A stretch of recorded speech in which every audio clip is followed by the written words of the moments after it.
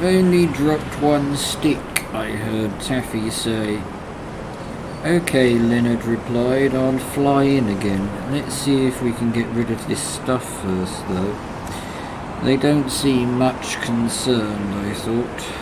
Perhaps to them this is just an ordinary occurrence. Something they experience each time they bomb. I did not know if it was more violent than usual or average, or perhaps even rather mild. What I did know was that I had enough and I did not like it. I had heard stories of flak, almost blew us out of the sky, could feel it hitting us or came back full of holes, but these words meant nothing to me. I had seen aeroplanes come back with holes through them and rather envied the crews their experiences. But I had no idea what it would really be like, and now I was beginning to find out. There were dozens of searchlights on us, and every dive or climb or turn we did, we were still held in their beams. Hundreds of what looked like red and yellow and green balls of fire were hurtling past us and around us.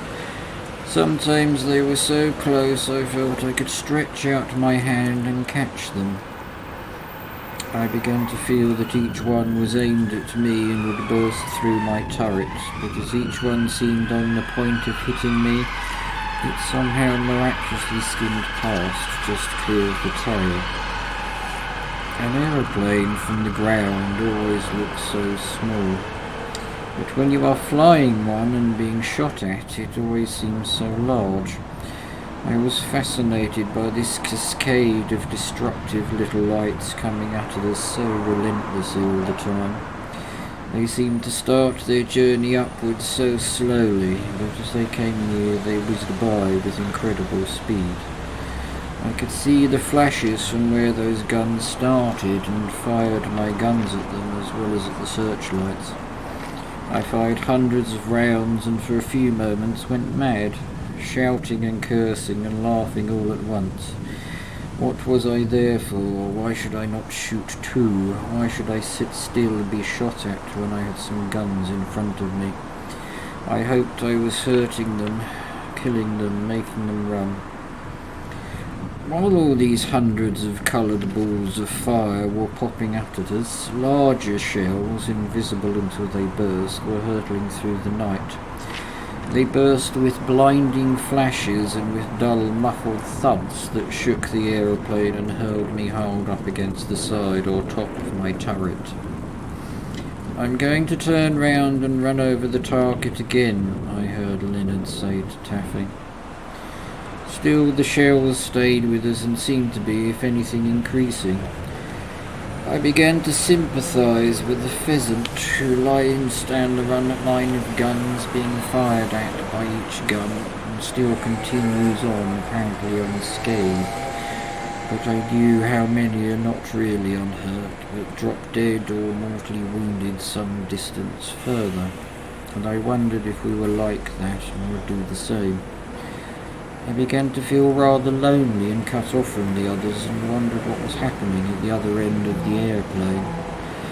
Perhaps even now they were clipping on their parachutes, preparing to jump. Perhaps they had already jumped and forgotten all about me. Almost as if he had been reading my thoughts, Leonard said, "How are you, Rivaz?" From that moment onward, Leonard has always called me Rivaz. Oh, I have no idea, as most other people call me Riv. I managed to croak back some sort of reply. Those 4 words bucked me up no end. I felt again that I was not the only person in the airplane, and once more felt part of the crew. I wondered how the others were feeling and if they were taking it as a matter of course. I was still firing bursts at the guns and searchlights and had a look at my ammunition. It would not do to use all my ammunition here. I should have to leave some for possible attack by fighters on the way back. That is, if there was to be any on the way back. I wondered how we had got off free for so long and felt the next one would surely bring us down. Once again I heard Taffy give his lefts and rights. I wished he would hurry up and drop the bombs so that we could get clear away from all of this. I had no idea how long we had been diving and twisting about in this fountain of fire and steel, but it seemed like all night. It seemed we had always been doing this and would always continue to do it. Once more I heard Taffy say, "Bombs gone," and thought, thank God for that. I looked hard, waiting and hoping to see them burst. Suddenly, in amongst the flashes, I saw what looked like a sheet of flame, and in the midst of the flame, blue and white flashes like lightning. Those flashes continued for several seconds and completely outclassed the gun flashes. At last we were clear of what hell must be like, and were flying normally once more, and I heard Leonard say, "Someone bring me some coffee." I felt I could do with some too. My throat and mouth were dry, and my turret was full of the fumes of burnt cordite from all the rounds I had fired. I also noticed that my clothes were sticking to me with sweat. Once more we were flying undisturbed through the night, and once more I realized there was a moon and felt a sense of tremendous relief. I heard a banging against my turret doors and put my hand behind my back to open them. There was Stokey with a flask of coffee and grinning his hardest. "We've had enough for one night," he shouted in my ear, and I hoped he was right. I saw the Dutch coast on our return with very different feelings from those I had had on the way in, and was not at all sorry to see it disappear into the darkness. It was just getting light when we landed and examined our plane from the outside.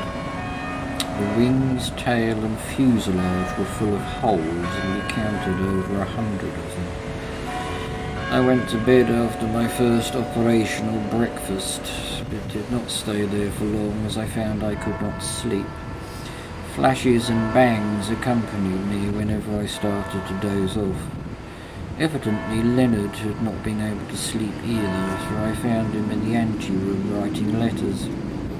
That afternoon we went to York to see Top Hat.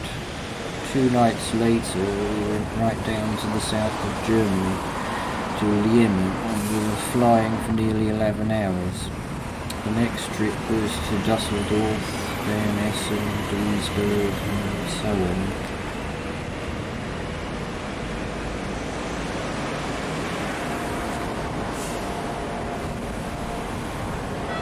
Oranges and lemons, say the bells of St Clements.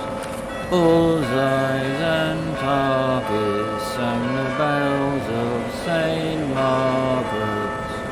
Brickbats and tiles sang the bells of St Giles.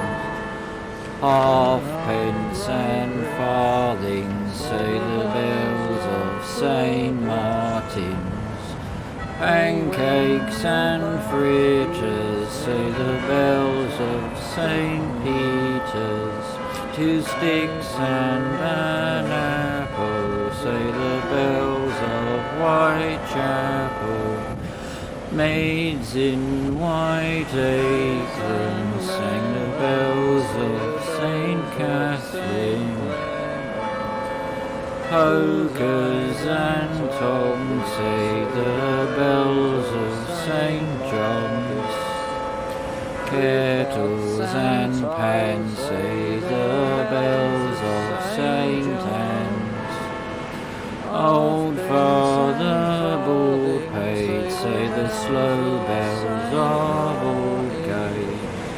You owe me 10 shillings, say the bells of St Helens.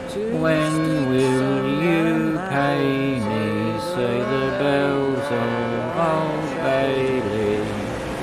When I grow rich, say the bells of Shoreditch.